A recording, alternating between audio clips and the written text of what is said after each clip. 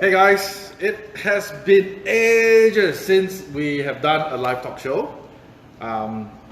So we are back. I promised that I'll be back to do a live talk show, but I've been so busy and COVID, and Humphrey didn't ever want to sit so close to me. So I'm back now for our live talk show. We'll try to do this every 2 weeks, okay? So I'll be trying to get people to come in, ask them questions about fishing. Yeah, so if you really want to come onto our show, let us know and we can book a date to have a little talk show. Okay, so today I have got Corey Mcmullen. I don't even know my last name. Yeah, Mcmullen, Corey Mcmullen, but we call him Humprey.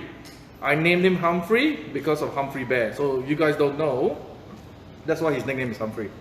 So, okay, Corey, thanks for coming here today, staying back. Actually, Humphrey's worked for me for how long have you worked for me, Humphrey? Properly, 3 years. 3 years properly, Work yeah. cover 12 months before that. Yeah. So Humphrey actually came to this shop when he had a back accident, yeah? Yeah. And what happened was he was work cover sent him more. No, actually he didn't. Actually you got work cover to come to us and ask us for a job because you're working at A-Mart All Sports or something. Working at Rebel Sport during Christmas, and it was all bikes that I couldn't lift. Okay. Yeah. Okay. So and then I gave Humphrey a job, and then Humphrey's been here ever since. Humphrey is like my left-hand man. My right-hand man is Quang, as everybody know. So, okay. First question that I always ask everyone, Humphrey. What's the first question I always ask everyone, when is your first recollection of the first fish that you caught, and where were you? What were you using? How did it happen? I reckon it was probably top of the Brisbane River in the freshwater, camping with my parents, cousins, aunties, uncles, and it was probably a spangle perch on a hand line. Spangle fish on the hand line? Yeah, with a worm as bait. Okay. We used to catch. How old were you? I would have only been 3 or 4. Okay. If that. We used to go up there every Easter, and yeah, I was the only one really interested in fishing, so I'd just fish all day long. And did only one spangle perch? No, we'll catch spangle perch and eeltail catfish. Okay. Sometimes you get the odd lungfish. Oh, lungfish, yeah. Yeah. I love. But that's just by catch. Yeah, I love lungfish. They're big, they're nice, they're good. Illegal to catch, but by catch, you know, it happens. Yep. Okay, Humphrey. So since you worked for me in the last 3 years, right? Yep.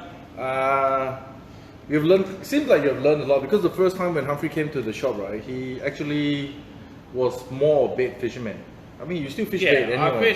I fished lures for like my freshwater species. Yeah.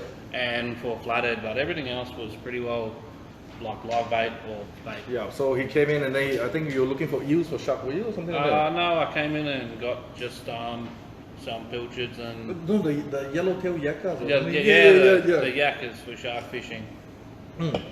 So and then after that, you know, in the last 3 years, you seem to develop into a really, really good fisherman. Like everybody comes in now and asks you about fishing. What is your favorite form of fishing?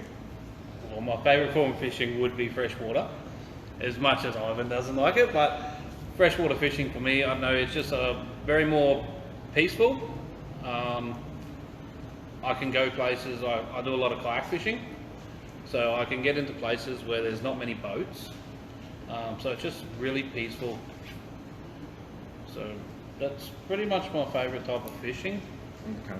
And if you guys don't know, we have this online debate in our Anglers page, which pulls harder, a brim or a bass? Okay, so apparently Corey won, but I'm still like Donald Trump. I'm not conceding defeat. I definitely won. I won by a landslide.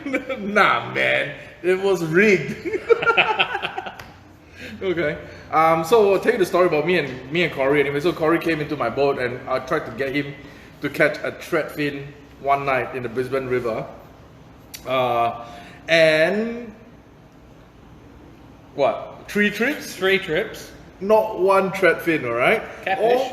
Yeah, catfish. And jellyfish. And all he can catch is jellyfish. I don't know how the hell. Like, he's like, oh, I'm on. Oh, jellyfish. Oh, like we didn't even, I didn't even hit a jellyfish. This guy caught like 20 jellyfish in one night. And then after that, it started to fire. Yeah. And then he... The first night I got a threadfin, I also backed it up with my second Who were threadfin. we with? We were actually with Daniel Zhu. Oh, Daniel Zhu. Oh, I remember that night. Yep. Casting at the pylon. Yeah, okay. So, yeah, you want to tell the audience what happened that night? So Ivan sounded up some fish next to a pylon. So me and Daniel run to the front. We cast our vibes at the pylon. First hop, bang, onto my first threadfin. We land it. We go back to the same pylon. Me and Daniel run to the front. We cast again. Daniel straight on, lands a dewy. So then... That's Daniel Zhu, right? Daniel Yep. Zhu is one of our angler friends. He's really famous for catching dewies in West Hill Artificial Reef. So we release that fish and we're heading back over, and then Ivan and Daniel run to the front. No, I was like, come on guys, give me a go, man. Like, I've been driving the boat, pulling the boat. I'm like, my turn, my turn. They're casting at the pylon, and I go, where am I supposed to cast? And I just turned around and cast out the back of the boat, 2 hops, and meter plus threadfin. Bullshit. It's bullshit, but like, you know, as a boatman, like I don't call myself really a boatman, but I bring people in the river to fish, and seeing Corey hit 2 big threadfin in the night was really a really good sight. Sorry. Yeah, so was a really good sight. So that was awesome. Yeah? Yeah. Yeah, so from then we fished quite a lot. We've been to Solomon's together. Yep, we've been to Solomon's, we've been to Malaysia. Been to Malaysia. Yeah, so yeah, we travel quite a lot fishing together. And I mean, right now everybody knows Corey as the kayak freshwater king. Corey, what is your secret for, like, let's pick a dam. Let's say like the next 3 months, how would you fish, let's say, Hin's Dam? Hin's Dam over the next 3 months. Turning away from school fishing and heading towards fishing the edges. So spinnerbaits, chatterbaits, jerkbaits.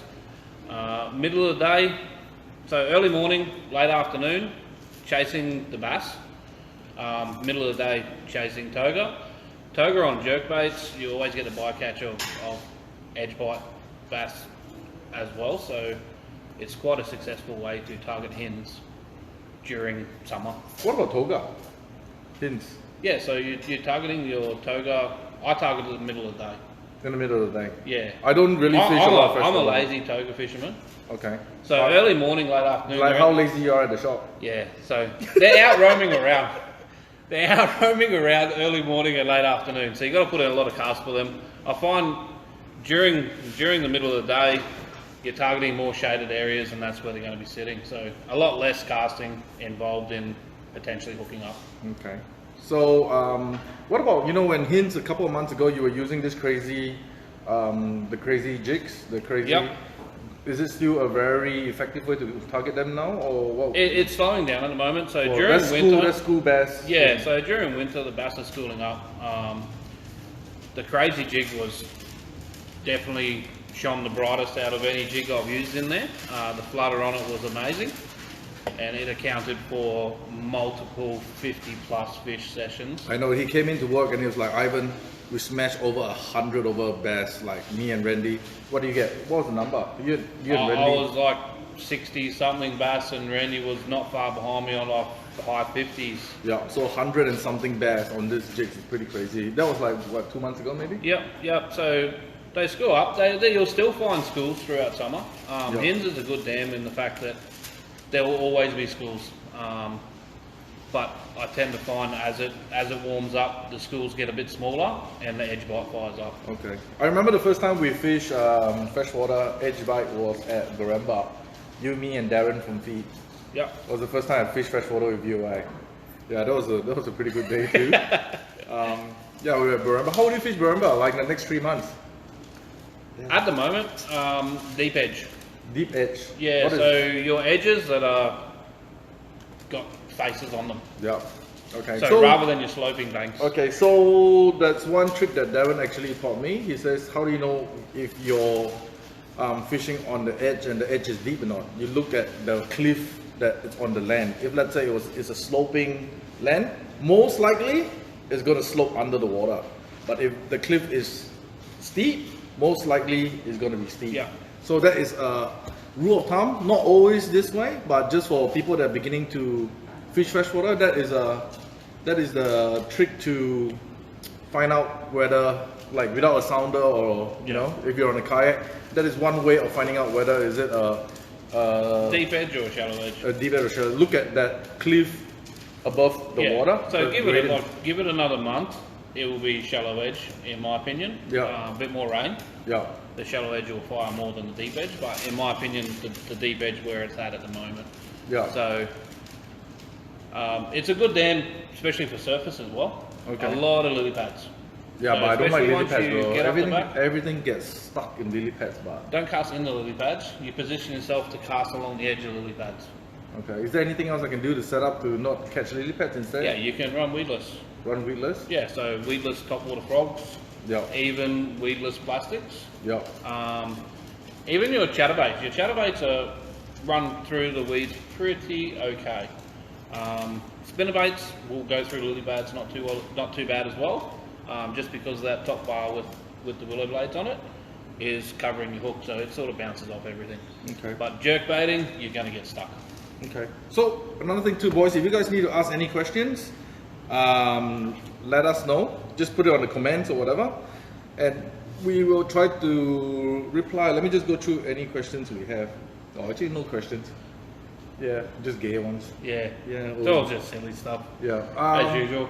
Okay, another thing that me and Corey will never see eye to eye is I would never kayak. Okay? I'll tell you this story about Humprey. Humphrey kayaks a lot, but he's so scared of freshwater kayaking because saltwater kayaking. Saltwater kayaking because many instances he's seen a shark actually bit your. Yeah, so I've had sharks nudge my kayak. I've actually had a shark grab the back of my kayak. What do you expect the shark to do? You look like a hamburger on a kayak. Yeah, but it's a scary situation. When the one nudged my kayak, I said to myself, I'm never going in salt water on the kayak again. Yeah. I actually got convinced by Steve Hillstar to go back in about 12 months after that, and I had a shark grab the back of my kayak in pretty relatively the same area, and I just steer clear of that spot now. Now that I've got the bigger kayak, I'm keen to go hit salt water again, but definitely not in a small kayak. Okay, so why kayaking, bro? It's just peaceful. I've got no one can annoy me. Yep. Not even with Steve next to you. No, Just kidding. I love you you, can Steve, just you know cruise that. off on your own. You get a lot of places where the boat can't get. I'm more into skinny water fishing. Yeah. I like getting right up the backs of bays in a dam, up rivers and creeks. So I think it just allows me to go places where the boat can't get me.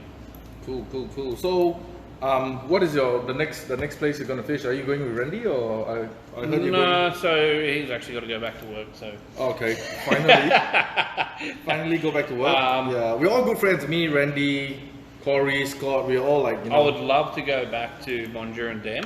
Yeah, that's they actually went to Mondurun. I was gonna ask you that about Mondurun then with the Barra. Yeah. Who's it with, Dave or? No, what's it, so boathouse? Scott organised a houseboat for us all, Okay. and a guide. Which Scott? Scott from Yak Hunters. Oh, okay. Well, sort of not from Yak Hunters, he's part of Yak Hunters. Yeah. Burley Pro, things like that. So he organised the trip, invited me along, and it was a great trip. I've tried many times to land a barramundi on the kayak, and this trip I was finally successful. The first one I landed on there was 97 centimetres, just shy of the metre, but it was still a very memorable catch. Yeah. So for all those boys that are chasing Barra in the dam, what did you use and what would you use or what do you like? I mean, those boys, a lot of boys are making the trips to catch Barra now. Yep. What would you? Jerkbaits, 100 DRs, Lucky Craft pointers. What about upgrading hooks? Definitely upgrade hooks. Singles or trebles or? I run trebles. Okay. I know there's argument for and against trebles compared to singles. Singles will stay in better. Trebles will get you more hookups.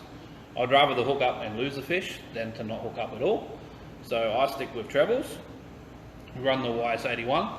The heavy duty ones? Yep, and also the Decoy EX Plus heavy duty split rings.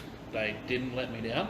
Okay. I actually gave some to another kayaker that was with us because he was having problems with split rings opening, and then he landed his first one straight after that. Okay, awesome. So they definitely So upheld. 97 was the biggest? 97 was my biggest, and then followed by an 83 in the middle of the night. Middle of the night. Yeah, that made it very heart and throat situation. I was actually tied off to a tree when I hooked up, and I just pretty much had to lock up to the fish and in the dark try and keep it away from trees. That is part of that's part of the fun of barra fishing. There was actually a funny story. Like all of us that went to chase barra had never landed a barra on a kayak before. Some people had never landed a barra before, and we went very undergunned with our landing nets because we're so used to just just kayak landing nets. When I hooked the 97, no one had landed a barra yet. Yeah. A fair few people had hooked up, but had been bricked or bent hooks. And when I hooked up to this fish, I was deep in the timbers, and it was jumping around, and I did donuts in the kayak. Just literally just towed me around. When I got it to the kayak, I looked at my net, looked at the fish, and said, "Who's got a net?" Mm-hmm. And there was Kian near me, and Brent on the other side of me, and they both pulled out the same net that I had. So you couldn't even net one fish with 3 nets. So we had 3 of the same nets, and we all looked at each other and just laughed. We ended up lip gripping it, and getting it in that way. Yeah. So what's your next trip again? Next trip I'll probably chase Saratoga. Saratoga. Yeah, right? just a small trip. Probably Hins. Hins Dam? Yep. After this rain, it should fire. So should have brought the water level up a little bit, which is going to move those fish up into the grass that's now submerged. So try for my luck on toga in there. And what lure are you gonna take with you for this Saratoga? I like the crazy minnow. The 95. Yeah. 95. Yeah. Yeah. It's just it's only a shallow diver, but it's got a really good twitching action to it. Yeah. Randy just came in today and said that he 2 weeks ago, something like that, he used it and he banked 4 species on a Sudi Granta, bass, cod. Yep. And he nearly got the 4. Yeah, he nearly got the 4. He got jumped off by the toga. Yeah. So it's a good lure. Even on a straight retrieve, it's got a really big wobble to it. So it's pretty effective. Okay. Scott asked a question there. Are you ever going to chase jacks? Am I ever going to chase jacks? Do you have plans to chase jacks? I'm just looking through the questions right now. Yeah. I've always got plans to chase jacks. It's just always that little man in the grey suit in the back of my head. What's it? But just deterring me from going in there. But yeah, I will. I've landed mangrove jacks on the kayak before. Yeah. But not on my new kayak, so it's definitely on the cards. Yeah. And also, Humprey, How do you catch spotted jacks? What the hell is a spotted jack? So, Chris Sutton. Chris Sutton. Chris Sutton is. Chris Sutton asked this question like I don't understand. How do you catch spotted jacks, Corey? He is Mr. Spotted Jack. What's spotted jack? Cod. Oh. He is Mr. Spotted Jack. He's got it down pat. He doesn't need to know how to catch them. He'll show everyone how to catch them. Yeah. So Chris does our shirts for us, and also his friend Steve prints our shirt for us sometimes. Whoever both of them are not busy, prints our shirt for us. So they're all like the best thing about Bait Tackle Store. I mean, Humphrey, you've been with me for 4 years. I just love how it's like a family. We know all our customers by name. Yeah. We give every customer that comes to our shop shit. Pretty much, they give us shit back. It's a really nice family. It's a very nice family environment. It's good. To know your customers. Like I fish with a lot of customers. It's great. Yeah, that's how we always want Bait Tackle Store to be. Everybody is part of the family. You can ask stupid questions. You can ask us to go on trip. Actually, Well, tomorrow. there's not really anything such as a stupid question. Yeah, when it pretty comes to much. There's fishing. no stupid questions because if you don't ask questions, you're never gonna learn. You know. That's right. Yeah, but like tomorrow, example, I'll be taking Scott and hopefully Kyle is coming, and also John Stone to the river fishing. You know, so they're all Scott started as my customer in high power racing, but Kyle and John was customers from here, and we've known each other for 2 years, and we're good friends. See. Yep. And I like the fact that we can just go fishing, or I can take them fishing and stuff like that. That's what I love about building a high power, bait tackle store. Like Corey came in as a customer, we're really good friends now. Quang was a customer, we're good friends now. Kevin was a customer. Yeah. Remember when Kevin first came with his mom and stuff? Yeah. He's a good friend now. Scott has always been there because Scott was always with me. Yeah, so everybody that came in here were a customer, or you know. Yeah, a lot of the customers just from coming in become friends. Yeah. And that's how we like it. Like Randy. Yep. You know, and then we've done so many trips together and stuff like that, you know. I mean, me and Corey, we're really, really good friends. Like, Corey does everything for me when I'm overseas except feed my dogs. Yeah, I won't feed the dog. He won't feed the dogs. My dogs want to eat him. I don't know why any animal see Corey wants to eat Corey, but Corey has got this thing with animals, like, everything wants to eat you, Corey. Yeah, pretty much. Well, your dogs want to eat me. Yeah. So don't let me anywhere near the gate. So, I'll like to ask you another question, right? So, how do you feel that now everybody thinks that you are a freshwater fisherman instead of a saltwater fisherman? Do you like that? You know, being, you know what I mean, like being categorized, or how do you feel about it? Or I don't think. But you do like freshwater fishing. I love freshwater fishing, but I do still see myself as a reasonably good saltwater fisherman. Yeah. Dewies, shreddies, snapper in the bay, longtail tuna. Yeah. We do pretty well on that as well. Mm. But yeah, freshwater fishing is definitely where my heart is. Yeah. There's not a big variety of species, but they can be very challenging.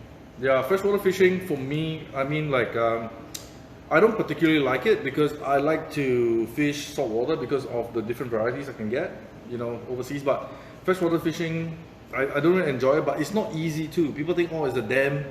It's not easy, like, to chase bass. Sometimes it's so hard, like, you know, there's many times we go on the dam and we donut too, you know, so it's not easy. So there's a lot of working out on the day of what they're feeding on or where they're feeding, and sometimes they just shut down because of the barometer.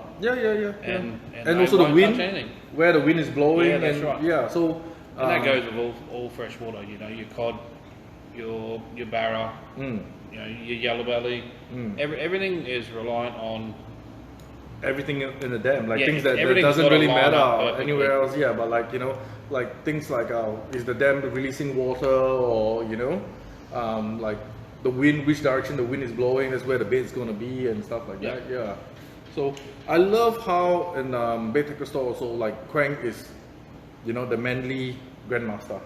Yeah, he's land-based grandmaster. He's the land-based grandmaster, and then now he's got his prodigy Kevin, and then you are good at freshwater fishing. I do a lot of Brisbane river fishing and also popping and jigging, and Scott, pretty much a good mixture of everything, you know. So it's great that we have this diversity, and we got no shame when we don't know something. Yeah. You know, that's what I always tell the boys. If you don't know something, just say we don't know something. It's always good to.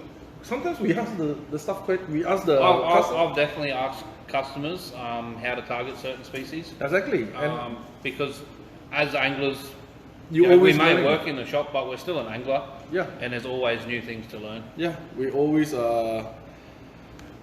learn, even when somebody's asking us questions, and sometimes when we answer the questions, we just answer some questions that we actually wanted to, you know. Okay, Justin asked a really good question. Yeah, how often do you change up your retrieval technique when chasing a certain species? Example: slow, fast twitching, etc. Or do you persist with what you know catches that species? Retrieve will definitely vary throughout the day. If you've been casting a lure in pretty much the same bay, you know it normally holds fish, you've been casting for an hour and you haven't had a hit or a follow, there's definitely time to change what you're doing, change lure or just change the retrieval. Sometimes that straight wind will get them, sometimes it's a twitch, sometimes it's a very long pause. So Yeah, I do change up quite often. I'll start off with what has worked for me in the past, but yeah, I do change retrieves and quite often. Just barra fishing on the kayak last week, from what I've known about barra and catching them in freshwater in the boat, it was always a long pause twitch and long pause, but that just wasn't working for me, so it ended up being just a slow roll. And that's what accounted for a lot of them. Oh man, a barra on the kayak would be crazy, eh? It was definitely exciting. The first one not being tied off to a tree and having it tow me through the trees, go around one side of a tree and I was on the other, having to get it back around. That was definitely a heart in the throat situation. But I think more intense was the nighttime one. It wasn't as big, but being tied off to a tree in complete darkness and hearing this fish jump around you. Yeah. And not knowing really where it was. Yeah, so I think Justin, for me personally, I always change. I don't even know what I'm doing sometimes when I'm fishing. Like I do change I change my retrieve, I change my lure. It's really hard. Sometimes you can persist and still hit a fish. Sometimes that little change that you do just gets them to fire. Well, sometimes I change my retrieve without even thinking that I've changed it. You know who can actually do that? Quang. Quang is an angler, right, that can actually tell you he did 3 cranks, 2 flips, and then he let it pause for 2 seconds. He can actually tell you when the fish actually take the lure. Yeah, Quang is that special I'll angler look up that, to a fish and someone say, "What were you doing?" And I'll got no go, idea. Wouldn't have a clue. Because I'm constantly, I think in my head, like I'm probably actually constantly changing retrieve every cast. Because I'm not much of a speed fisherman. I'm not covering a lot of ground when chasing freshwater. I'll focus on certain points and put in a lot of casts before moving. So I think just naturally I'm changing retrieves. Yeah, but you know, sometimes sometimes you do stupid things like you fish, you pick up your phone. Look at your phone. That is a form of changing retrieve, but yeah, you know what definitely. I mean? Like for me, I'm like casting, light up a cigarette. You know what I mean? Like that is. Yeah, definitely. Yeah, how many times does a fish take your lure when you're smoking, eating on the phone, But especially watching the sounder, you know? But especially surface. Oh, So many times your phone rings, you pick up your phone, and you're the lure's talking, sitting there. Your lure's just sitting there, and then bang. booze. Yup, 100%. It happens a lot. And same with your suspending jerkbaits. Happens a lot with those guys too. Sometimes that super long pause. Sometimes that super long pause, the fish will look at it, and then the moment you twitch again, they just commit. It's really hard to say, but definitely I feel play with your retrieve. Yeah. Let's see if we've got any more questions. Pound line and leader. What pound line and leader for chasing bass and toga at Hints? Okay, my braid, well set up, I'm running the orange rod.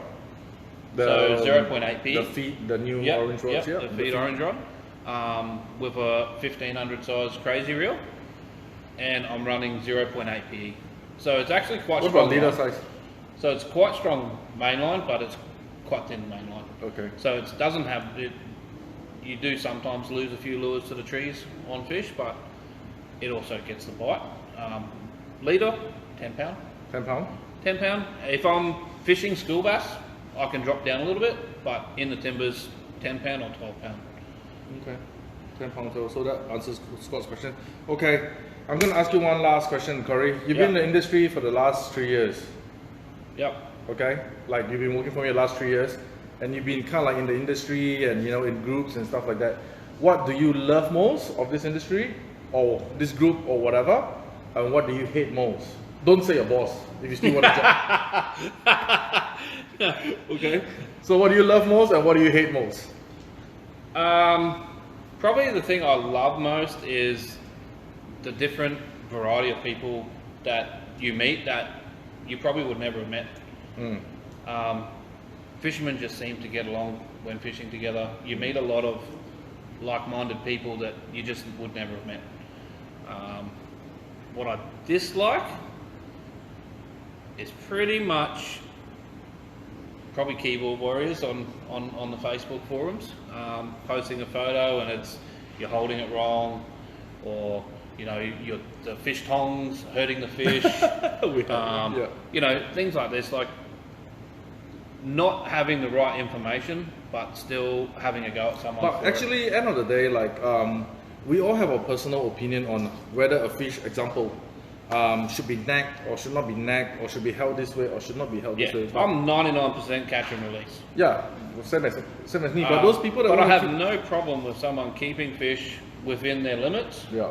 for a feed. Yeah, and I just think that a lot of people that are actually keyboard warriors, I feel, you know, they don't really care. It's more jealousy. I think they do care to a certain extent, but you know, but I think it's a lot of it is jealousy. And you know what? You just kill the sport, and anybody that catches a fish, in my opinion, takes a photo, just celebrate the fish. That's right. Yeah, you know, like it could be small, it could be big. He could not hold it properly. Sometimes a small fish to one person is a big fish to another. Exactly, 100%. So 100%. You know, they're obviously very excited and happy about catching that fish. So celebrate it with them. Yeah, and it's very, in my opinion, it's very rude to tell people like when they catch it, oh, that's a small fish. It's like, that's a small fish to you, but still, why kill the person's joy? You know, it's a very personal thing. Yeah. And then with people that bring fish home or don't bring fish home, as long as you do it according to your bag limit. I'm not a fan of seeing photos of dead fish. Nobody is, You know, I think, you know, taking a photo of the fish alive, then putting in Yeski, a lot nicer than a photo of them all in the esky. Like, I mean, that's personal preference. We both brought fish home before. Yeah, we have. And sometimes, like most of the time, when you start chasing the fish you love, you actually have a respect for the fish and you actually start releasing them back. But you know, I've caught so much crabfin and jewies. 90% of them I've released. Yep. But sometimes there's going to be a barbecue this weekend at my house. Yeah, and sometimes they just won't release. And sometimes they won't release it. Yeah. And if they're not going to release, there's no harm in taking it home. That's right. So there's no harm in taking it home if you're within your bag limit anyway. that's right. But like I said, so yeah, just live and let live. Enjoy the fishing. Don't stress about what people do. Worry about your own fishing. Don't worry about what other people's doing. That's what probably the best advice I can give anyone. Anyway, thanks Corey for staying back today so we can do this live video. You worked 3 years. Hopefully, you know, we can do our plan for the next 6, 10 years, 20 years, and you know, and grow bigger. If you guys need any advice from Corey, make sure you come down to Underwood. Corey's usually here in the Underwood. Yeah, ask him any questions about freshwater fishing. He's been popping with me to Solomon Islands, jigging. I kick his ass jigging every day, but still really good. A lot of information with jigging, popping, and also freshwater fishing and Jigs, you know. So yeah, thank you guys. If you guys want to come on this show, let us know when you want to come on this show. I'll try to make an appointment, or we'll do another live show, but I'm planning to have the next live show probably in 2 weeks. So stay tuned. I'll keep you guys updated. Thank you for watching us. We appreciate your business, and we'll see you at Bait Tackle Store. Thanks, guys.